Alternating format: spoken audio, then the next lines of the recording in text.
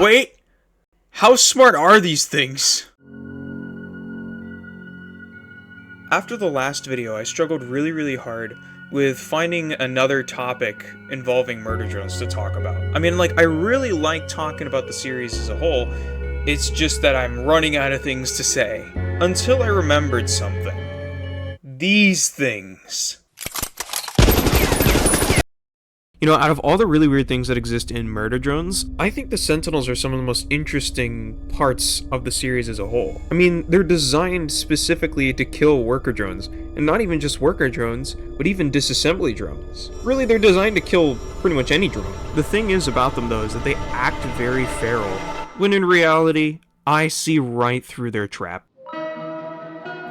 Yes, I know, to the average person the design is a little, on the nose, but there's actually a lot of aspects to the design itself that really helps it achieve its goals of, you know, slaughtering anything that doesn't bleed. I don't know if you guys know this, but they kind of look like dinosaurs, don't you think? The most obvious thing that helps the Sentinels are the fact that they have a camera that can kind of just turn your brain off. So that's pretty cool. Hey, deadly nanomachine robot thing! Eat this! I'm gonna be real, going on and on about how a raptor design is very effective in killing things is probably not the best idea for the video, so I'm just gonna get onto the part that everybody even clicked on it for. How smart are these psychos? Well, for starters, they already have built-in technology that allows them to easily track a foe, or a target. It understands perfectly the difference between human footsteps and disassembly drone footsteps. They can communicate with each other pretty easily as well, and seem to understand how to open and close doors as well. But an average drone can do exactly what these things can do, so what makes them special? Like, what makes them smarter than them? In this scene right here, Flesh Puppet throws a bunch of blood on the floor, expecting the Sentinels not to attack because there's blood on the floor. They know that they can't attack when there's human DNA present, so what they do is they call over the one that was heavily damaged, with their sensors being fully destroyed. The crazy thing is that they actually seem to understand that this Sentinel is able to attack despite the fact that there's blood on the floor, so that's pretty interesting that they're able to know that. But that's also kind of terrifying because it implies that the Sentinels understand that if they destroy the ability for them to see human blood, then, simply put, then they can attack people. So that's kind of foreboding. Another thing that they know how to do is use a fully dismembered arm from a disassembly drone as a weapon against another disassembly drone, which is completely insane to me.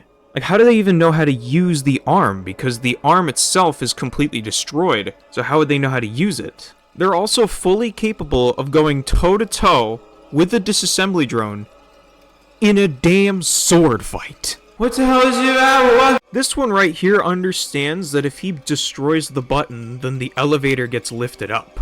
It's fully capable of understanding how an elevator works. Much like, you know, the more insane thing about it is that this elevator is completely destroyed, so for all it knows, it wouldn't even have been able to lift it up. So how does it just know?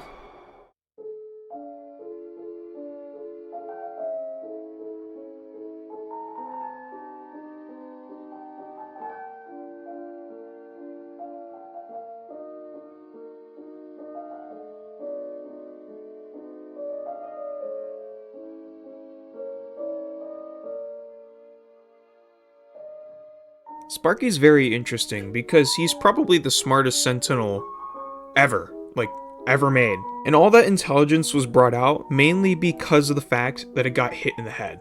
Or I guess less hit in the head, more just like, got really confused there. Now, this paints a really interesting picture about the Sentinels themselves. It's the fact that there is a percentage chance that the humans put more inhibitors into the brains of these Sentinels because their levels of intelligence were so frightening to them that they could have potentially just sat there and then thought,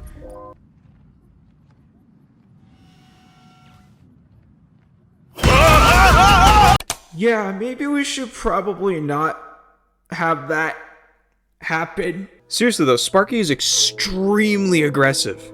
Like, very aggressive. He just gives me, like, mad Terminator vibes. Like, no matter what the situation is, he just always finds a way to just make our lives a little bit more difficult. So yeah, you could just go right up here. Yeah. Huh. So here's the thing I noticed about Dead End. In the opening scene, there seemed to have been like an alarm or something that went off, and then the music started playing randomly for whatever reason. Now, we all already know the reason why the music and everything started happening. But the interesting thing that happens in the scene is that the entire thing takes place in an office. Now, whether it's a human office or just primarily a robot office is kind of off the table, because we can already see right here in front of us that it's a robot office, but the thing is that the humans already know the reason why the laboratory is closing down. It's because of Nori. But why would they release Sentinels to kill all the drones? Like, why would they just allow that to happen? Because the thing is that the Absolute Solver is already going to kill the drones anyway. And none of these drones even have the Absolute Solver in them anyway. Even the Absolute Solver could just easily dispatch an entire group of these things. So what even was the point of this? Well, I have a theory. Sit down for this one. Now, obviously, this wasn't an accident, but we have to keep in mind that they are living on a planet. As in, there could be a lot more people living on this planet than they thought. Especially considering, in the series, this planet is the last bastion of humanity. The humans chose to believe that they had control, and they chose to believe that they could stop the spread of infection, or more accurately, stop people from telling the rest of the world. See, I believe that most of the people that were on this planet didn't even know about any of the laboratories that existed here. J.C. Jensen didn't just choose to hide these things from sight, they chose to hide them in specific areas where they know people wouldn't be able to find them. Not even trustworthy people would be able to find them. Places like summer camps, in deep wells underground. J.C. Jensen's true actions were kept from the public.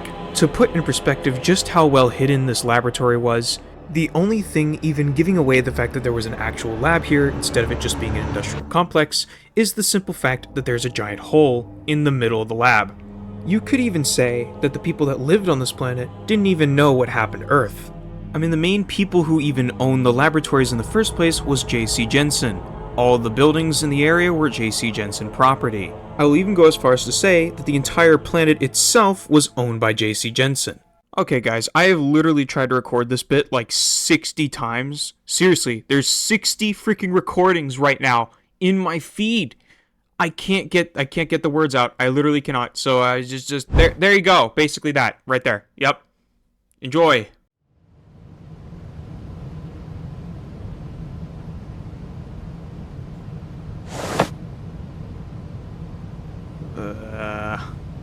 What was I gonna... Overall, the Sentinels' design is very, very, very well executed in my opinion. There's an insane level of detail that they gave to the Sentinel itself. Everything from the movements, to the way they react and interact with one another, to the way they interact with the cast, was handled, dare I say, professionally. Yeah, let's give a round of applause to Glitch Studios, guys. Let's just... Yeah!